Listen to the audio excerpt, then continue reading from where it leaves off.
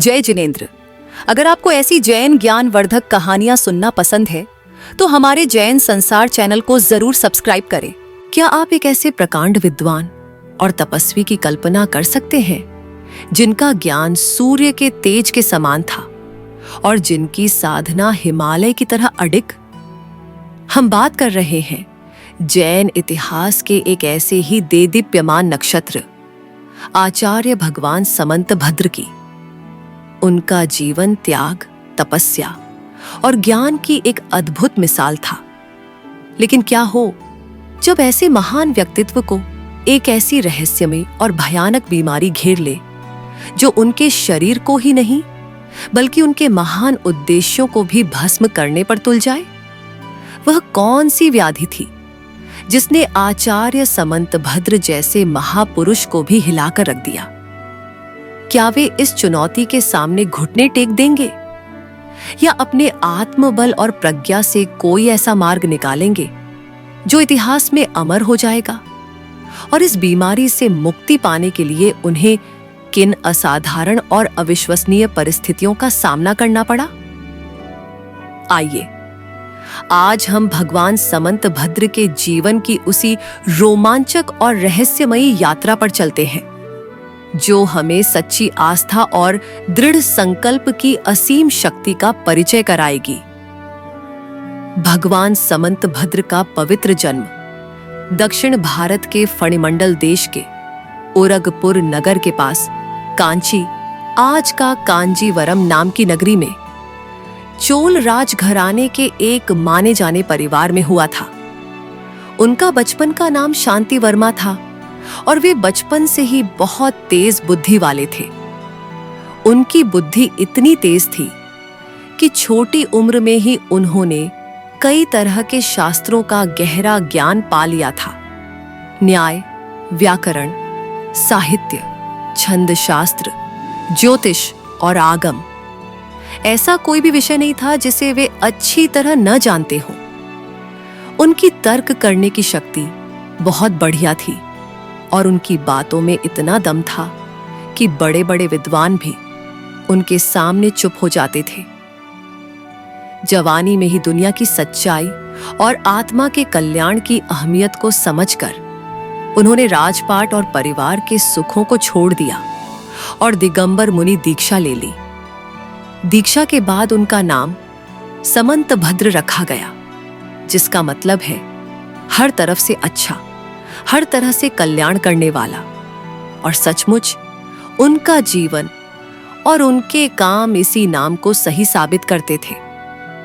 आचार्य समंतभद्र बहुत कठिन नियमों का पालन करते थे, कठोर तपस्या में लगे रहते थे और अपना ज्यादातर समय आत्म अनुभव, गहरी पढ़ाई, ध्यान और जरूरी ग्रंथों को लिखने में बिताते थे। उनकी प्रसिद्धि एक महान ज्ञानी, अनोखे व्याकरण के जाता और असरदार कवि के रूप में चारों ओर फैल गई।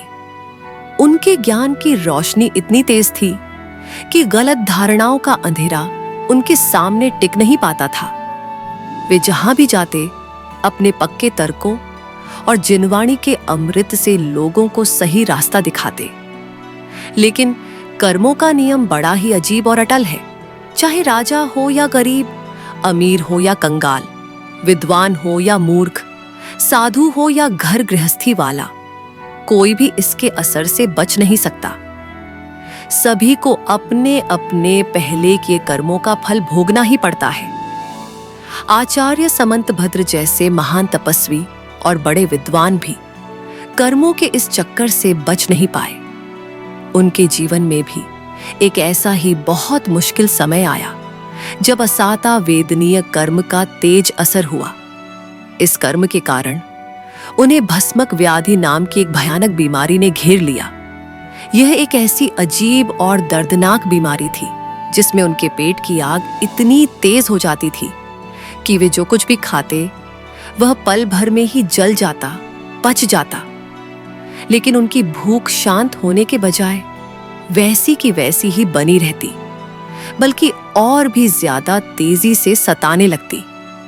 शरीर लगातार कमजोर होता जा रहा था और भूख की आग हर पल उन्हें जला रही थी। इस असहनीय दर्द के बीच उन्हें इस बात का गहरा दुहक था कि वे इतने विद्वान होते हुए भी और पवित्र जिनशासन का दुनिया भर में प्रचार करने की इतनी क्षमता रखते हुए भी इस बीमारी के कारण कुछ खास भला नहीं कर पा रहे थे। उन्हें लगा कि इस बीमारी ने बिना समय के ही उनके बड़े मकसदों के रास्ते में एक बड़ी रुकावट डाल दी है। उन्होंने सोचा, अरे ये कर्म की कैसी लीला है। जब मैं धर्म के प्रचार के शिखर पर पहुंच सकता था, तभी इस बीमारी ने मुझे जकड़ लिया। लेकिन वे निराश नहीं हुए। उन्होंने हिम्मत से इस हालत को समझा और तय किया कि उन्हें कोई ऐसा उपाय करना चाहिए जिससे यह बीमारी ठीक हो सके। उन्होंने शास्त्रों को याद किया और पाया कि ऐसी बीमारी को ठीक करने के लिए बहुत ज्यादा चिकना, भारी, ताकत देने वाला और रस वाला भोजन चाहिए होता है। ऐसा भोजन जो उनके पेट की तेज आग को कुछ समय के लिए शांत कर सके। लेकिन एक दिगंबर मुनि के लिए, जो 24 तरह के सामानों से दूर रहते हैं और श्रावकों, गृहस्थ जैन द्वारा 9 तरह की भक्ति से दिए गए शुद्ध भोजन को ही दिन में एक बार लेते हैं, ऐसे खास और ज्यादा भोजन का इंतजाम कहां और कैसे हो सकता था। खासकर उस जगह पर जहां वे उस समय घूम रहे थे, इसका कोई साधन दिखाई नहीं दे रहा था। इसलिए उन्होंने पक्का इरादा किया, इस बीमारी का ठीक होना जरूरी है ताकि मैं फिर से जिनशासन की सेवा में पूरी तरह लग सकूं। इसके लिए मुझे जिस भी जगह जाना पड़े, जिस भी हालत का सामना करना पड़े और जिस भी तरह का वेश पहनना पड़े, मैं करूंगा। मेरा मकसद बीमारी से छुटकारा और उसके बाद धर्म का प्रचार है। यह सोचकर और अपने गुरु से खास आज्ञा लेकर, क्योंकि जैन साधु खास हालतों में धर्म और शरीर की रक्षा के लिए कुछ समय के लिए कुछ छूट ले सकते हैं, जिसे आप वादिक चर्या कहते हैं। वे कांची नगरी से निकले और उत्तर दिशा की ओर चल पड़े, उस जगह की खोज में जहां उन्हें अपनी बीमारी के लायक भोजन मिल सके। कई दिनों तक पैदल चलने के बाद वे पुंड्रवर्धन, कुछ विद्वान इसे पुंड्र नगर भी कहते हैं, जो पुराने बंगाल का एक खास शहर था, पहुंचे। वहां उन्होंने बौद्धों का एक बड़ा मठ और दानशाला देखी, जहां भिक्षुओं और आने जाने वालों को भोजन कराया जाता था। उस मठ का इंतजाम देखकर आचार्य समंत भद्र ने सोचा, यह जगह ठीक लगती है। यहां शायद मुझे अपनी बीमारी को ठीक करने के लिए काफी भोजन मिल सकेगा। यह सोचकर और हालत की गंभीरता को देखते हुए उन्होंने कुछ समय के लिए बौद्ध भिक्षु का वेश पहन लिया और उस मठ में रहने लगे। उनका मकसद सिर्फ बीमारी का इलाज था। अपने असली सिद्धांतों से वे जरा भी हटे नहीं थे। लेकिन कुछ दिन वहां रहने पर भी उन्हें अपनी बीमारी के लायक चिकना और भारी भोजन नहीं मिला। बौद्ध मठों में मिलने वाला भोजन सादा और कम मात्रा में होता था, जो उनकी भस्मक व्याधि की तेज आग को शांत करने के लिए काफी नहीं था। निराश होकर, लेकिन अपने इरादे पर पक्के रहते हुए, वे फिर उत्तर दिशा की ओर आगे बढ़ गए। रास्ते में अनेक छोटे बड़े शहरों, गांवों और जंगलों को पार करते हुए, अलग अलग तरह के लोगों और सभ्यताओं से मिलते हुए, वे कुछ समय बाद दशपुर, आज का मंदसौर, मध्य प्रदेश पहुंचे। दशपुर उस समय एक खुशहाल नगर था और अलग अलग धार्मिक संप्रदायों का केंद्र भी था। वहां उन्होंने भागवत वैष्णव संप्रदाय का एक बहुत बड़ा और शानदार मठ देखा। उस मठ में बहुत से वैष्णव साधु रहते थे और उनके भक्त उन्हें बड़े प्यार और श्रद्धा से तरह तरह के स्वादिष्ट और ताकत देने वाले पकवान बनाकर खिलाते थे। मठ के बाहर से ही पकवानों की खुशबू आती रहती थी। यह देखकर आचार्य समंत भद्र के मन में एक बार फिर उम्मीद की किरण जागी। उन्होंने सोचा, यहां शायद मेरी मुश्किल का हल हो जाए। इसलिए उन्होंने बौद्ध भिक्षु का वेश छोड़कर भागवत साधु का वेश पहन लिया और उस वैष्णव मठ में रहने लगे। वहां भी कुछ दिनों तक वे रहे, लेकिन किस्मत देखिए, उनकी बीमारी के लिए जो खास और ज्यादा मात्रा में भोजन चाहिए था, वह उन्हें वहां भी नियमित रूप से नहीं मिल सका। शायद मठ के नियम या भोजन बांटने का तरीका उनके लिए ठीक नहीं था। उनकी बीमारी वैसी की वैसी बनी रही और भूख का दर्द भी। बहुत निराश और थके हुए, लेकिन अपनी हिम्मत को बनाए रखते हुए वे वहां से भी निकल पड़े। अब उनकी यात्रा और भी मुश्किल हो गई थी। वे अलग अलग देशों, इलाकों, पहाड़ों और जंगलों में भटकते रहे, अपनी बीमारी को ठीक करने का कोई उपाय खोजते रहे। इस पूरी यात्रा के दौरान हालांकि उन्होंने बाहरी रूप में जैन मुनि का वेश छोड़कर दूसरे संप्रदायों के साधुओं, कुलिंग का वेश पहना था, लेकिन इसमें कोई शक नहीं कि उनके दिल में सम्यक दर्शन की पवित्र रोशनी उसी तेजी से जल रही थी। उनका मन अपने जैन सिद्धांतों और वीतराग परमात्मा के प्रति पूरी तरह समर्पित था। उनका यह बदला हुआ वेश ठीक वैसा ही था जैसे कीचड़ से सना हुआ कोई कीमती और चमकदार रत्न हो, ऊपर से गंदा दिखने पर भी जिसकी अंदर की चमक और कीमत कम नहीं होती। अनेक मुश्किलों को सहते हुए और अलग अलग अनुभवों से गुजरते हुए आचार्य समंतभद्र आखिर में काशी, वाराणसी नगरी पहुंचे। काशी उस समय शैव मत का एक खास केंद्र थी और ज्ञान विज्ञान की नगरी के रूप में भी मशहूर थी। वहां पहुंचकर आचार्य ने कुछ समय तक हालात का जायजा लिया। उन्होंने देखा कि यहाँ शैव मत का बहुत ज्यादा प्रभाव है और शिव मंदिरों में खूब सारा नैवेद्य, भोग चढ़ाया जाता है। यह देखकर उन्होंने योगलिंग, शैव साधुओं का एक निशान पहन लिया और शहर में घूमने लगे, मौके की तलाश में। उस समय वाराणसी के राजा का नाम शिवकोटि था। राजा शिवकोटि भगवान शिव के पक्के भक्त थे और उन्होंने नगर के बीच में भगवान शिव का एक बहुत बड़ा, शानदार और कलात्मक मंदिर बनवाया था। वह मंदिर अपनी सुंदरता और शान शौकत के लिए दूर दूर तक मशहूर था। उस मंदिर में हर रोज तरह तरह के बढ़िया और स्वादिष्ट व्यंजन बनाकर भगवान शिव को भोग लगाए जाते थे और यह भोग बहुत बड़ी मात्रा में होता था। आचार्य समंतभद्र ने जब उस मंदिर की व्यवस्था और वहां चढ़ाए जाने वाले नैवेद्य की अधिकता को देखा तो उनके मन में एक विचार आया। उन्होंने सोचा, अगर किसी तरह कुछ दिनों के लिए इस मंदिर में मेरा रहना हो जाए तो पक्का मेरा यह भयंकर रोग ठीक हो सकता है। यहाँ मुझे अपनी बीमारी के लायक भोजन मिलने की पूरी उम्मीद है। वे यह सोच ही रहे थे कि इतने में मंदिर के पुजारी और पंडे महादेव की पूजा पाठ खत्म करके बाहर आए। उन्होंने पूजा के बाद शिवजी को चढ़ाया गया नैवेद्य, जो कि व्यंजनों का एक बहुत बड़ा ढेर था, लाकर मंदिर के बाहरी कमरे में रख दिया।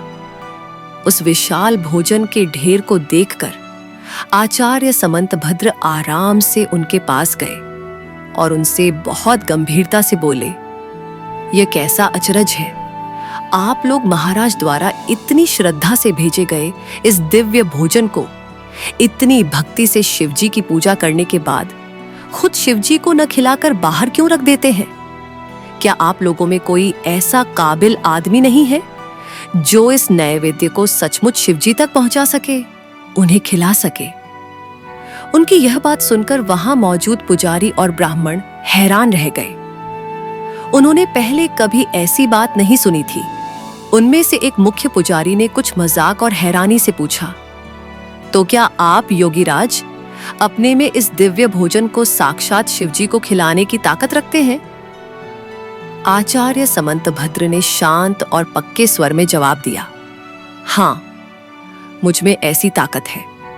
अगर मुझे मौका दिया जाए तो मैं यह सब भोजन महादेव को खिला सकता हूं। यह सुनकर उन बेचारे पुजारियों और पंडों को बड़ा अचंभा हुआ। उन्हें लगा कि यह कोई साधारण योगी नहीं, बल्कि कोई सिद्ध पुरुष है। उन्होंने सोचा कि यह बात तुरंत महाराज तक पहुंचानी चाहिए। वे उसी समय भागे भागे राज दरबार पहुंचे और राजा शिवकोटी से सारा हाल कह सुनाया। प्रभु, आज मंदिर में एक अनोखा योगी आया है। उसकी बातें बड़ी ही अजीब और रहस्यमयी हैं।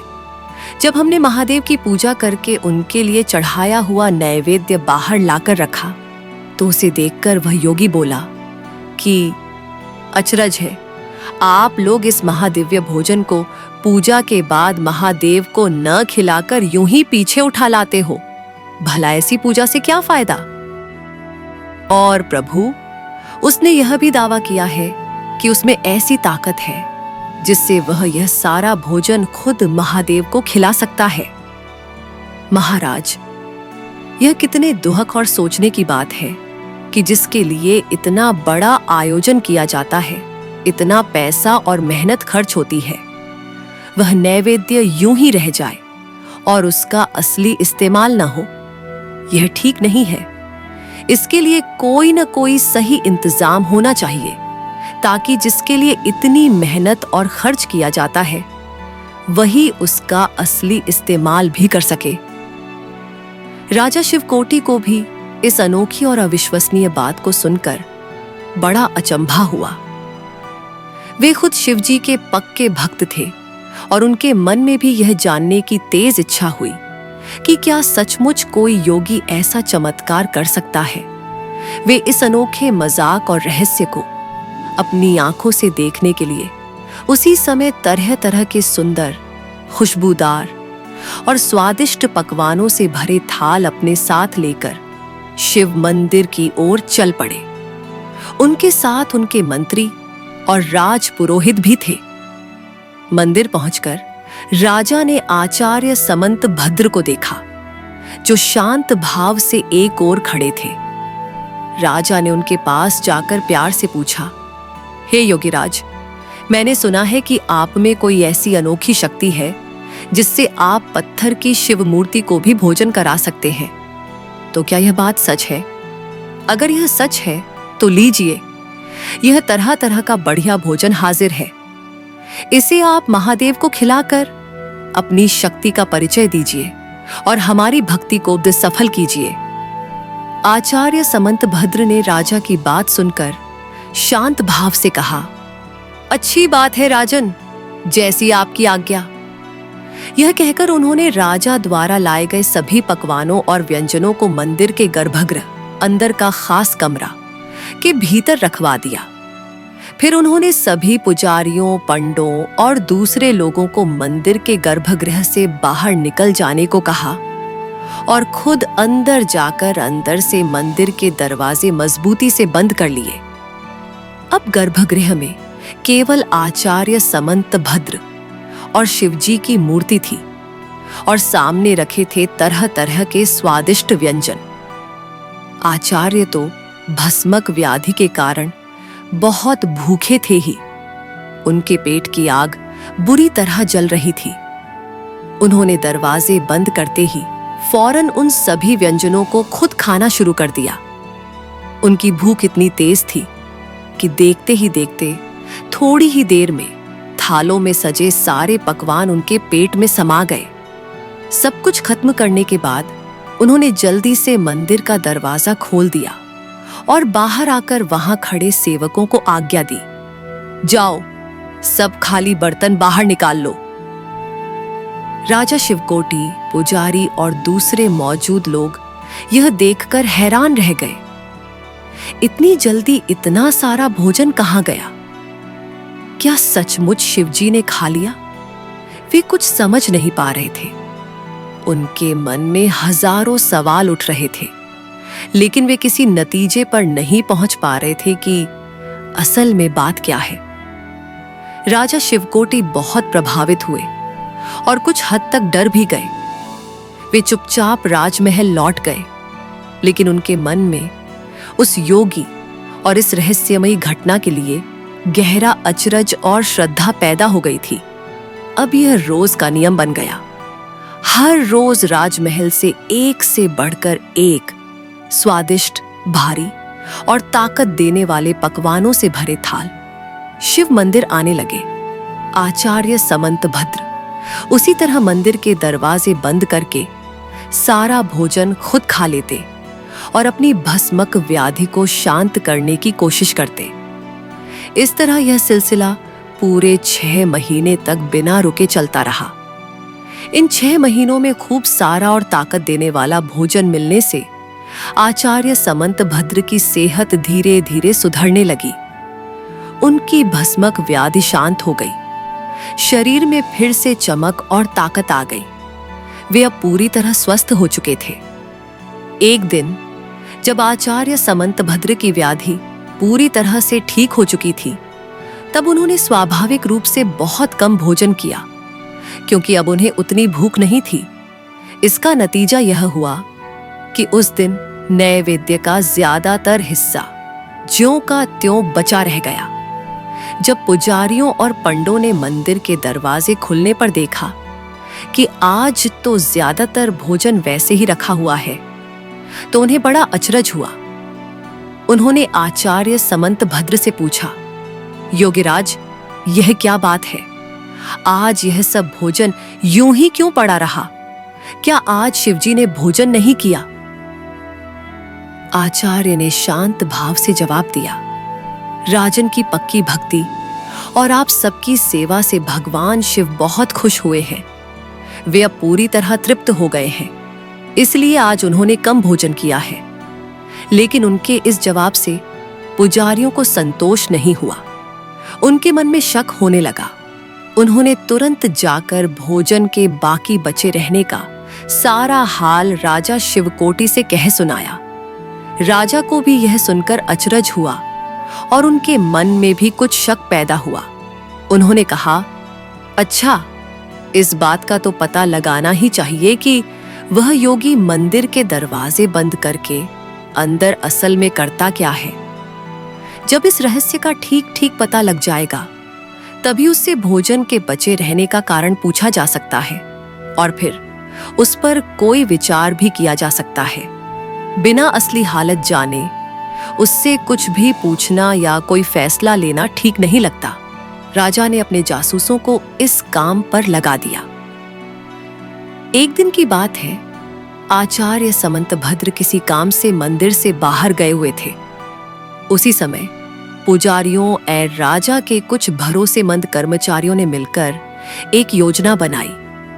उन्होंने एक चालाक और हिम्मत वाले लड़के को महादेव की मूर्ति के अभिषेक के पानी के निकलने की नाली में चुपके से छिपा दिया और उसे ऊपर से खूब सारे फूल पत्तों और बेल पत्रों से इस तरह ढक दिया कि किसी को उसके वहां होने का पता न चल सके।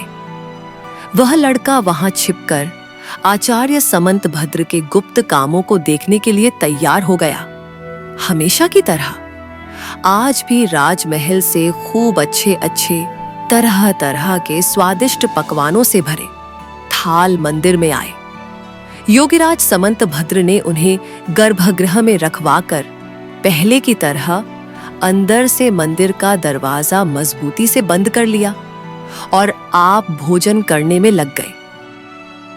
चूंकि उनकी बीमारी अब ठीक हो चुकी थी, उन्होंने अपनी सामान्य भूख के अनुसार ही भोजन किया। जब उनका पेट भर गया, तब वे बचे हुए सामान को उठवा लेने के लिए नौकरों से कहने के इरादे से दरवाजे खोलकर बाहर आना ही चाहते थे कि उनकी नजर अचानक सामने ही खड़े राजा शिवकोटि और उनके साथ आए ब्राह्मणों और दरबारियों पर पड़ी। आज उन्हें इस तरह अचानक वहां मौजूद देखकर आचार्य समंतभद्र को बड़ा अचरज हुआ। वे तुरंत समझ गए कि आज जरूर कुछ न कुछ गड़बड़ है, दाल में कुछ काला है। इतने में ही वे ब्राह्मण उनसे पूछ बैठे, क्यों योगीराज, क्या बात है? जो कई दिनों से बराबर भोजन बचा रहता है, क्या शिवजी अब कुछ नहीं खाते? ऐसा लगता है कि वे अब खूब तृप्त हो गए हैं और उन्हें भोजन की इच्छा नहीं रही।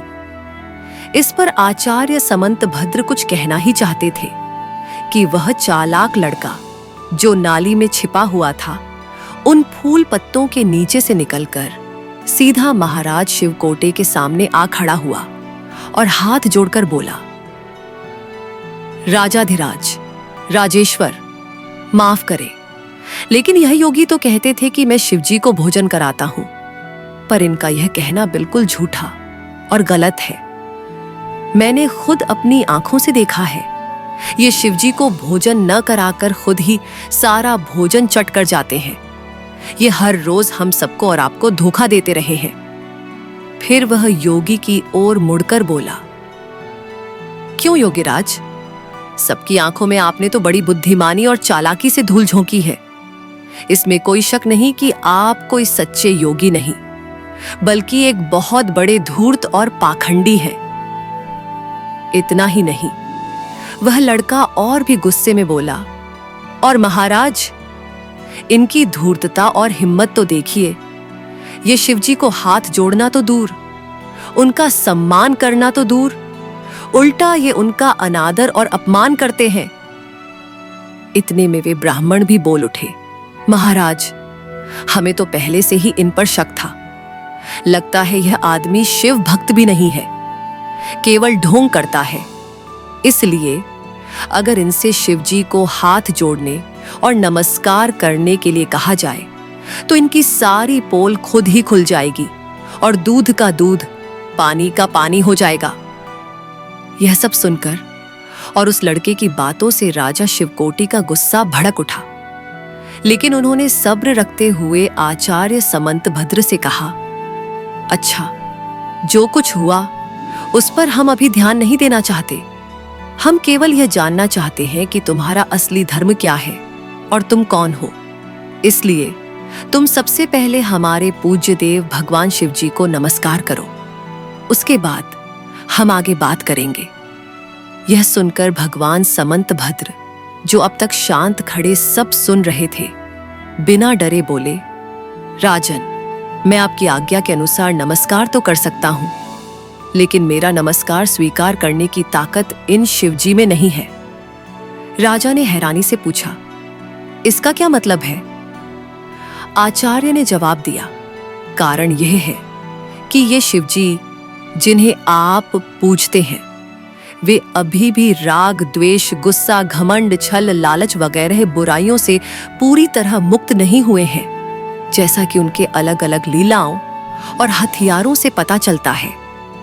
जिस तरह इस विशाल धरती को पालने का भार कोई एक साधारण कमजोर आदमी नहीं उठा सकता, उसी तरह मेरे पवित्र, निर्दोष और वीत राग भाव से किए गए नमस्कार को कोई राग, द्वेष वगैरह बुराइयों से भरा अपवित्र देव नहीं सह सकता।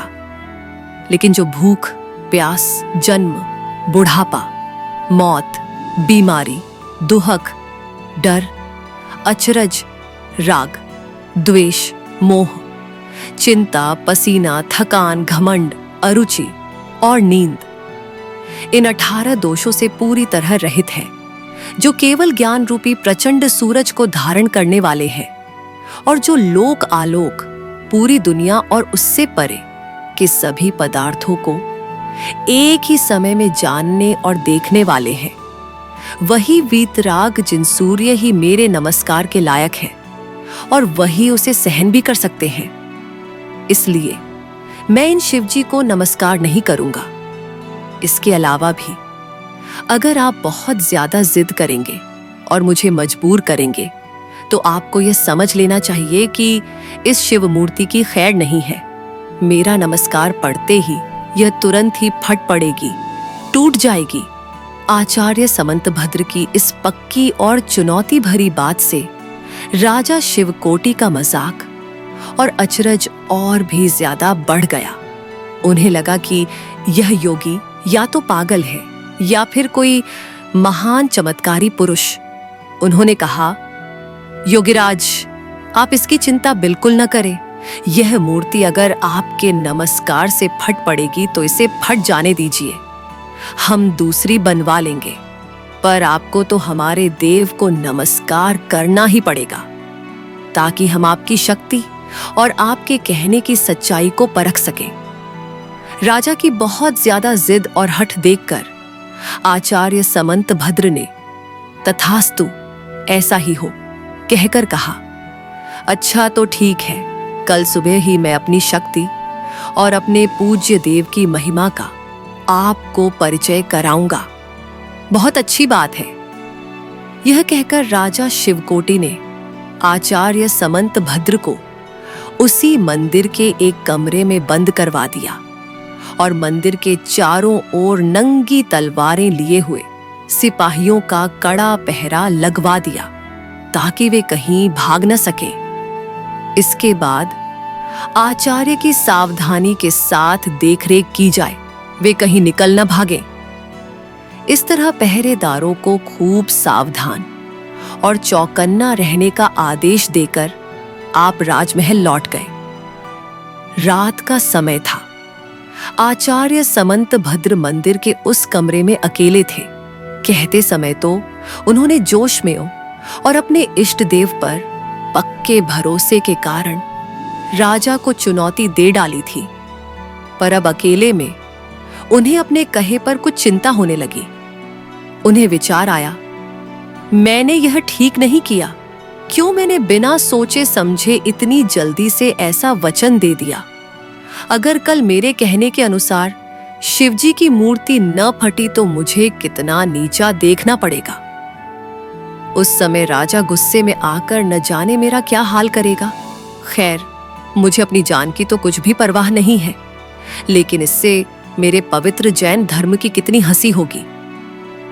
जिस सर्वज्ञ वीतराग परमात्मा की मैंने राजा के सामने इतनी तारीफ और महिमा गाई है, मेरी और उनकी कही गई शक्ति की असफलता को देखकर आम जनता क्या विश्वास करेगी? वे तो यही समझेंगे कि जैन धर्म में कोई शक्ति नहीं है, इनके देव और गुरु सब झूठे हैं। इस तरह एक के बाद एक चिंता उनके दिल में उठने लगी, जिससे वे कुछ परेशान हो उठे। पर अब हो भी क्या सकता था?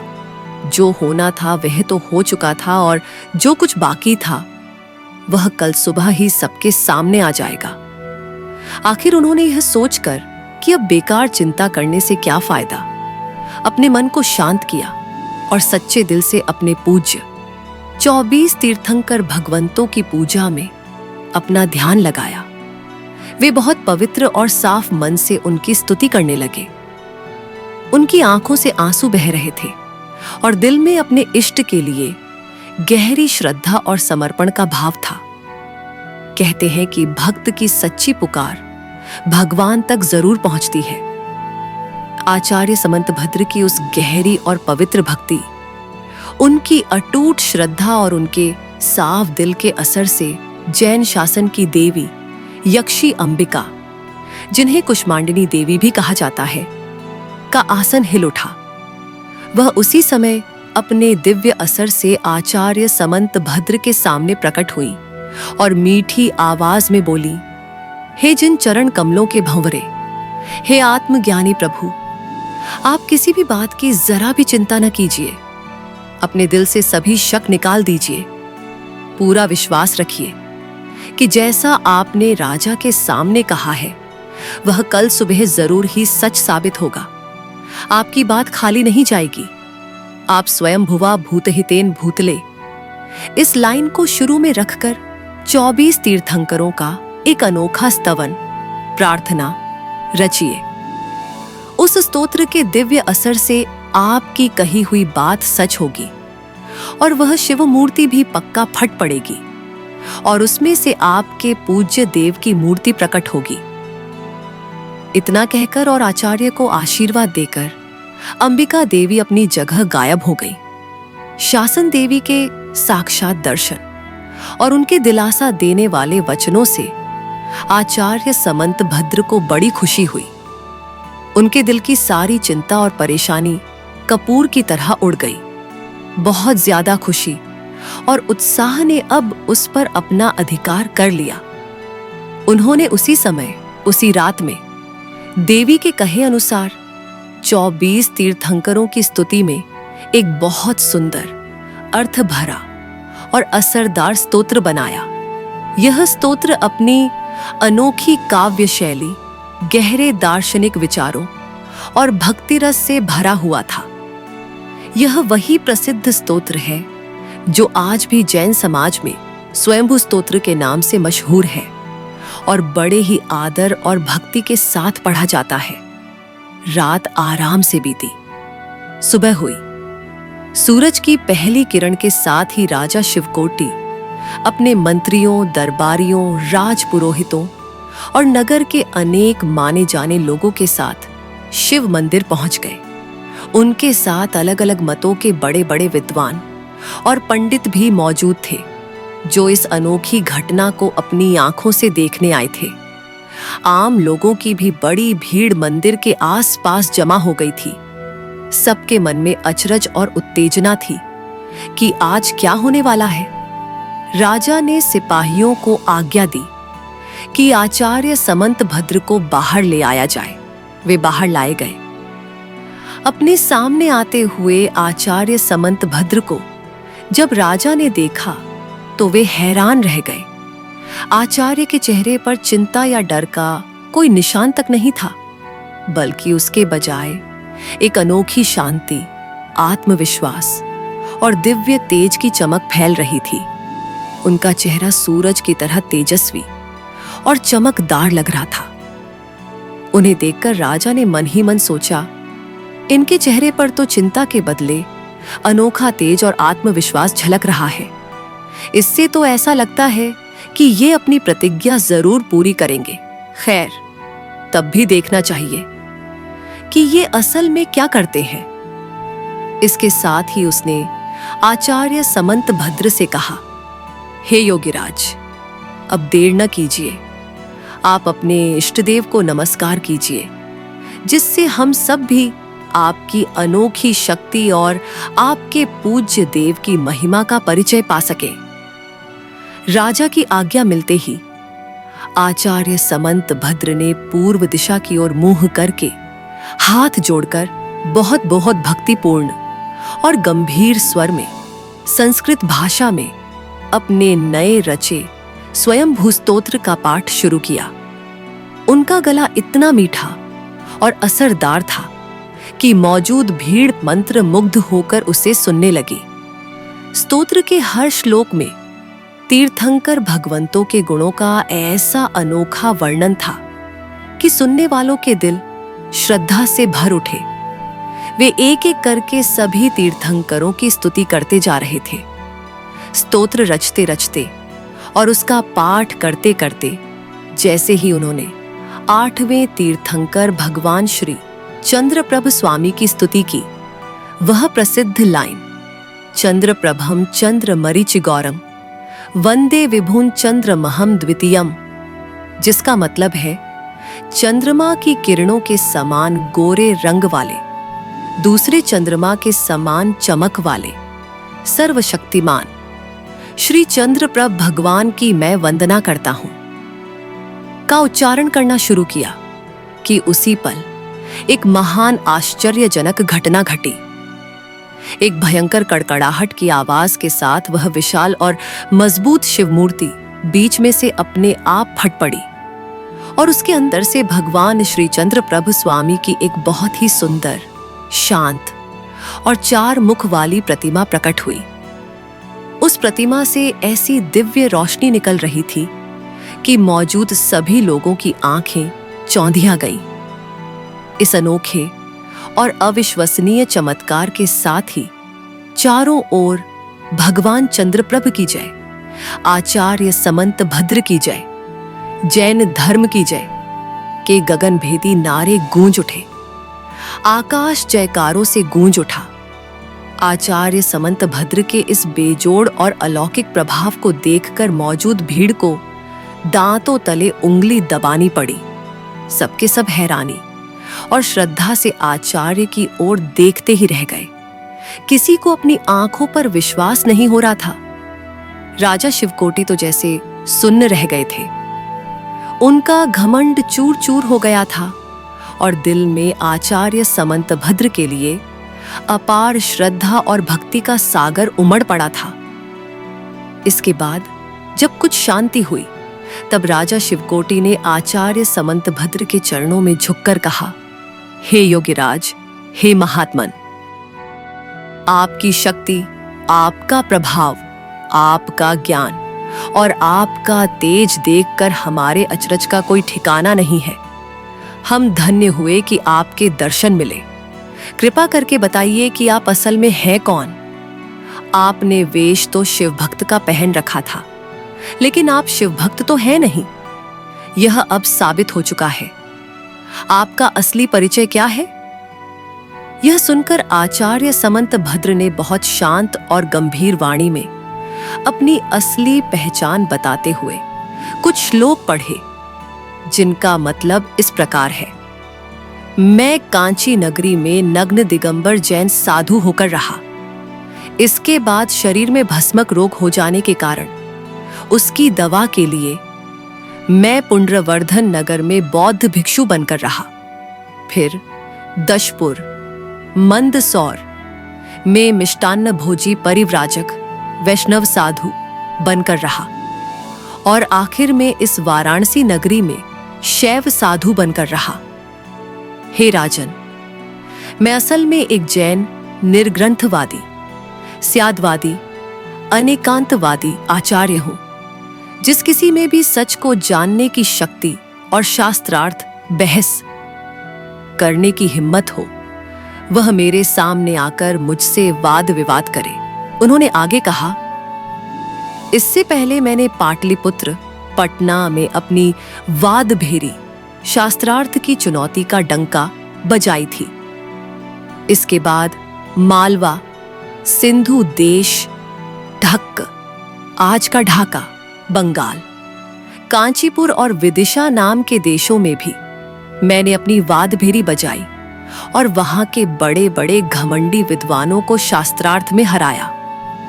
अब वहां से चलकर मैं बड़े बड़े महान विद्वानों से भरे हुए इस कर्हाटक, आज का कराड़, जिला सतारा, महाराष्ट्र देश में आया हूं।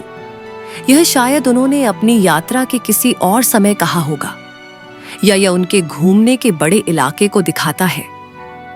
हे राजन, सच्चे धर्म की स्थापना और शास्त्रार्थ करने की इच्छा से मैं शेर की तरह बिना डरे हर जगह घूमता रहता हूं। यह कहकर ही स्वामी समंतभद्र ने उस शैव वेश को छोड़ दिया और फिर से अपने स्वाभाविक जिनमुनि के दिगंबर वेश को पहन लिया, जिसमें साधुजन जीवों की रक्षा के लिए हाथ में मयूर पिच्छिका, मोर पंख की पिच्छी रखते हैं और कमंडलू धारण करते हैं। उनके इस दिगंबर रूप को देखकर मौजूद भीड़ उनके त्याग और तपस्या के आगे और भी झुक गई। इसके बाद आचार्य समंतभद्र ने वाराणसी और आसपास के इलाकों में कई दिनों तक धर्म का उपदेश दिया। उन्होंने अपने पक्के तर्कों और अनेकांत स्यादवाद के सिद्धांतों के बल पर बड़े बड़े घमंडी विद्वानों को, जिन्हें अपने ज्ञान का झूठा घमंड था, शास्त्रार्थ में हराया और उन्हें चुप करा दिया। उन्होंने जैन शासन की, जो स्वर्ग और मोक्ष को देने वाला है, खूब प्रभावना की, प्रचार किया। उनके उपदेशों से प्रभावित होकर हजारों लोगों ने जैन धर्म को अपनाया। भगवान समंतभद्र के बारे में यह भी कहा जाता है कि वे भावी तीर्थंकर हैं, यानी भविष्य में वे तीर्थंकर के रूप में जन्म लेंगे और मोक्ष का रास्ता दिखाएंगे। उन्होंने किसी कुदेव, राग द्वेष वाले देव को नमस्कार न करके और शिव मूर्ति की जगह वीतराग चंद्रप्रभ भगवान की प्रतिमा को प्रकट करके सम्यक दर्शन का खूब प्रकाश किया और सबके दिल पर उसकी महानता को बैठा दिया। उन्होंने अनेक एकांतवादी, किसी एक ही बात को सच मानने वाले, मतों के मानने वालों को जीतकर सम्यक ज्ञान का भी उजाला किया और अनेकांतमयी वस्तु के सही रूप को स्थापित किया। वाराणसी में हुई इस आश्चर्यजनक और चमत्कारिक घटना को देखकर और आचार्य समंतभद्र के उपदेशों को सुनकर राजा शिवकोटि के दिल में जैन धर्म के लिए गहरी श्रद्धा पैदा हो गई। उनकी सोचने समझने की शक्ति जाग गई, जिसने उनके मन को दुनिया के भोग विलास से दूर कर दिया। चारित्र मोहनीय कर्म का असर कम हो जाने से उनके दिल में वैराग्य की तेज लहर बह निकली।